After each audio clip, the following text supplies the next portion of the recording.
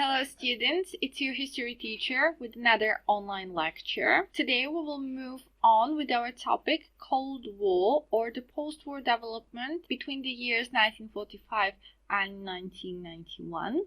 And I will start with the Truman Doctrine. So now you're just about to find out what it is and what it caused in the terms of international relations between these years, so 1945 and 1991.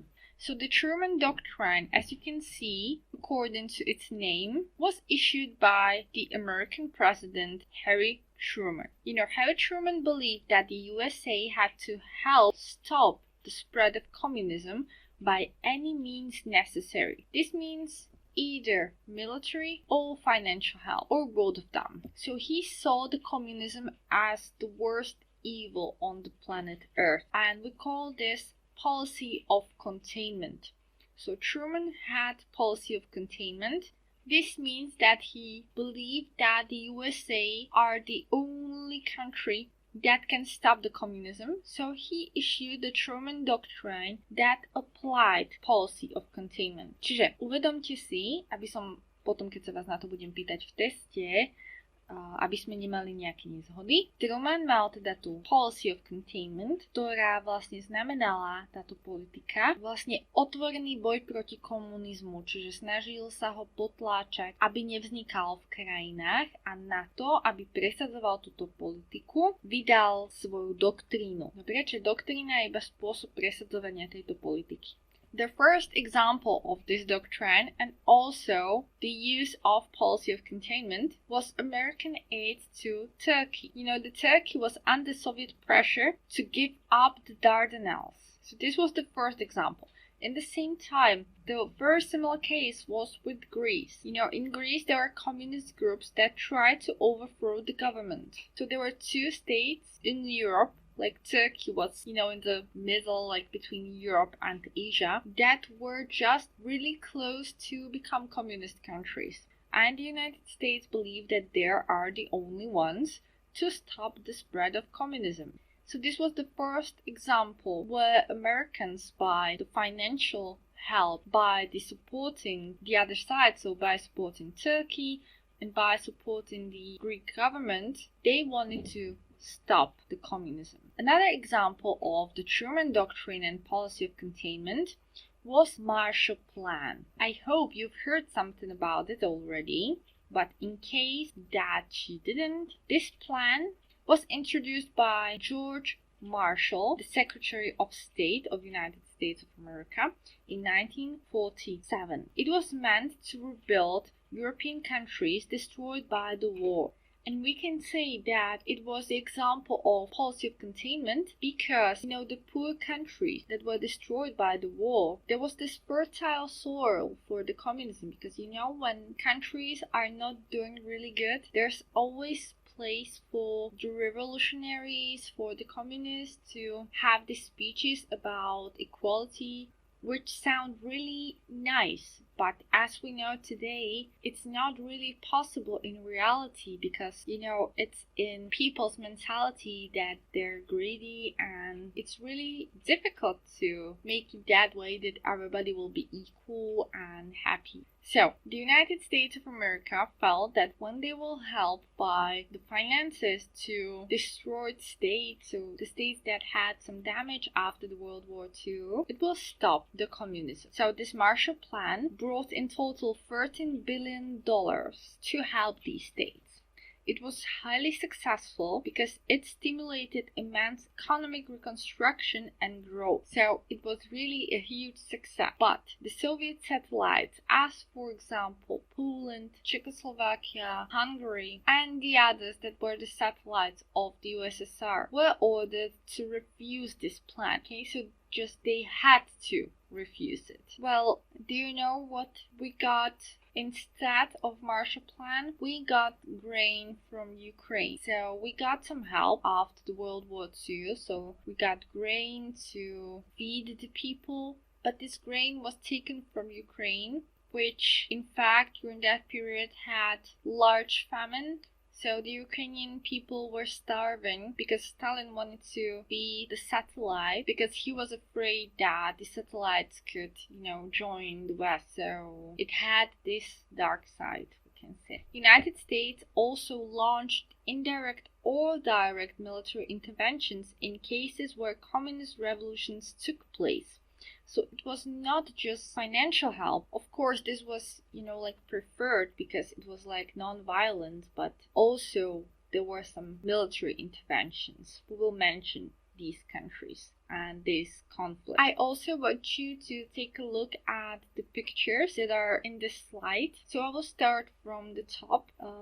There's the Eastern propaganda. So as you can see, there's the White House. So the residence of the President of the United States of America, and you can see this hand with claws, and it seems like all kind of greedy, and this means that the communists were picturing the United States that they're the ones that want to take something from the satellites from the east, so that they are just hungry for money. The other two are also caricatures, but we can't say they're really propaganda. It's mostly making fun of the situation. So the picture in the middle is General Marshall holding the bag of dollars, so money that he's promising to these European countries, and they are kissing his legs for that. He's dressed as the Statue of Liberty, so he's promising peace and money, and these people are just begging for some of it. So we can see it criticizing also this principle. And the very last picture in the bottom are the presidents of the United States of America, so Harry Truman on the left and Stalin that is on the right, and both of them are pictured as businessmen who are trying to make business, so invite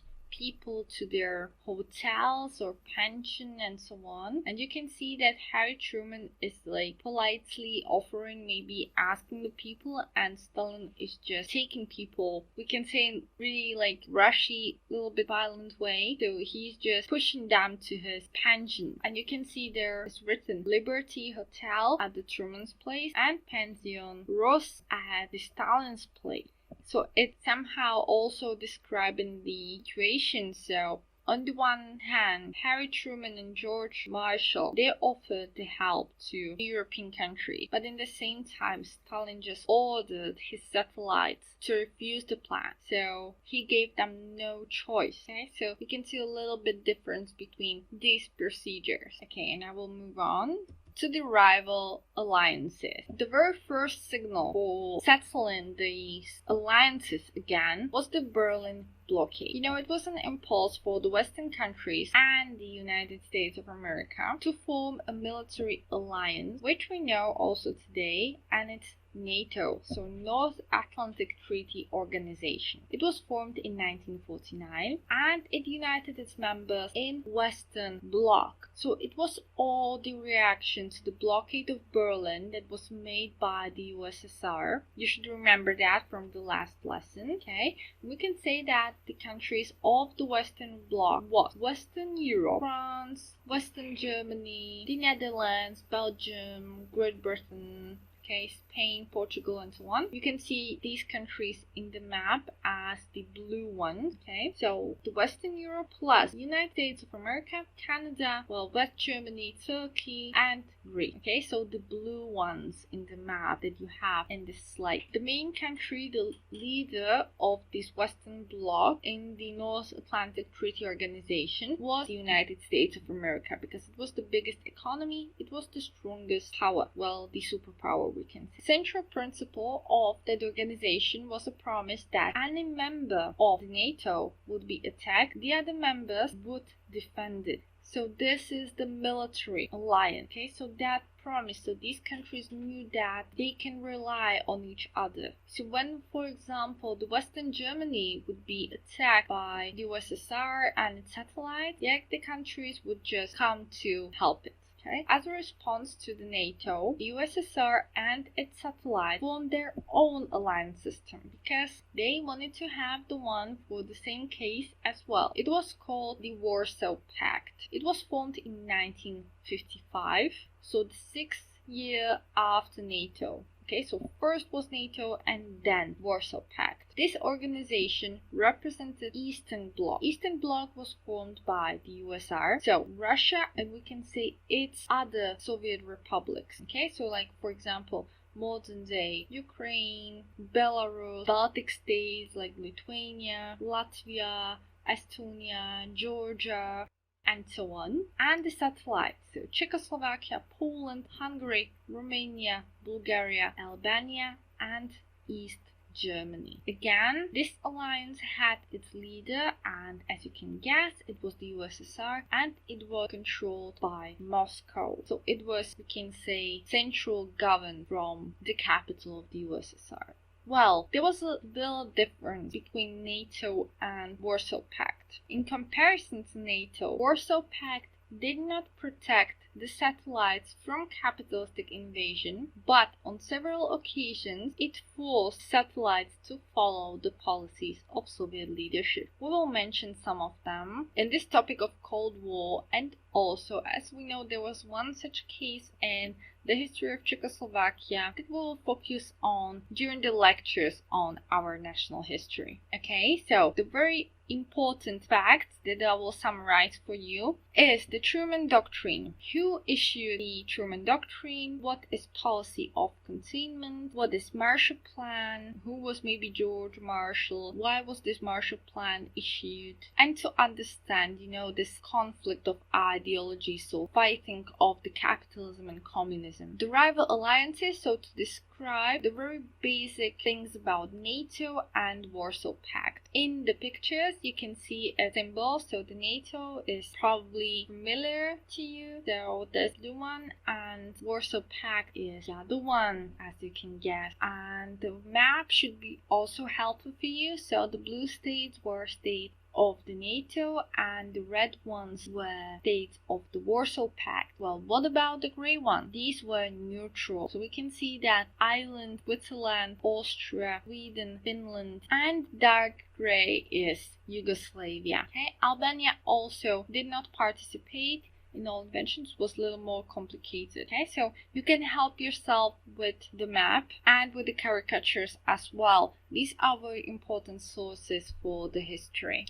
So that's it for today's lesson, and until the next online lecture, bye.